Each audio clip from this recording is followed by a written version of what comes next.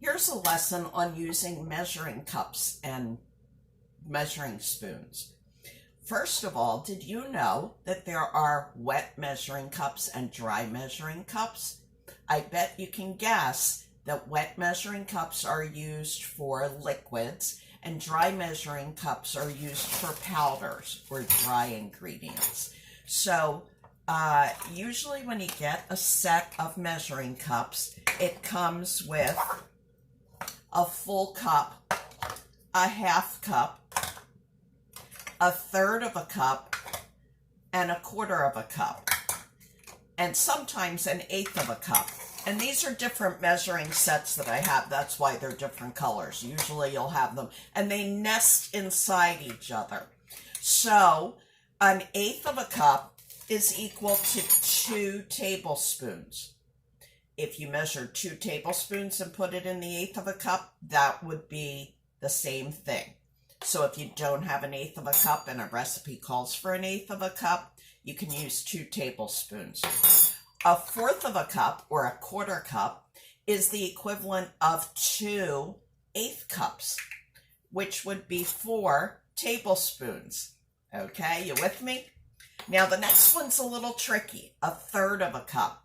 Third of a cup is actually 5 1/3 tablespoons. Now, the tricky part is a tablespoon is 3 teaspoons.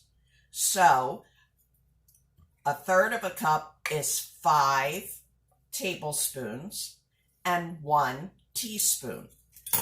And if you poured that into this measuring cup, it would be the same amount. A half a cup is double a quarter of a cup. And a full cup is 2 half cups. Got it? You with me?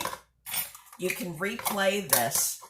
We'll replay this during the week so that you get the right amount and get it in your head. Also, we have tablespoons and teaspoons. 3 teaspoons equals 1 tablespoon. A half a teaspoon would be 2 halves equal a whole. And this is all math that you probably have learned in school. Now that's dry measuring cups, okay? So we'll talk about that first. With a dry measuring cup, the best way to measure, I have some flour here, is to take a scoop and overfill it. Because then you're going to take a butter knife from your kitchen silverware drawer and you can flatten over the top to level it off because it needs to go right up to the top. So I'm going to show you up close that it fills all the way to the top. If you use your finger might go down a little bit into the cup, so it'll have a dent in it, and then it's not a full 1 cup. So just level it off like that. Now I don't need this cup of flour, so I'm going to put it back in. So you would measure sugar and flour that same way. Brown sugar is a different thing though. I'm going to take my 1/3 cup just because it's a different color. With the 1/3 of a cup, with the brown sugar rather, with brown sugar, you want to make sure that you pack it in.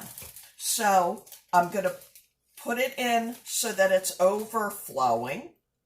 And then I have a bag here. You're going to press down so that it fills up all the spaces that might be in there. Again, it's leveled off.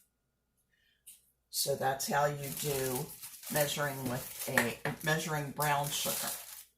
Now, let's get rid of these dry measuring cups so that we can talk about wet measuring cups and what the difference is.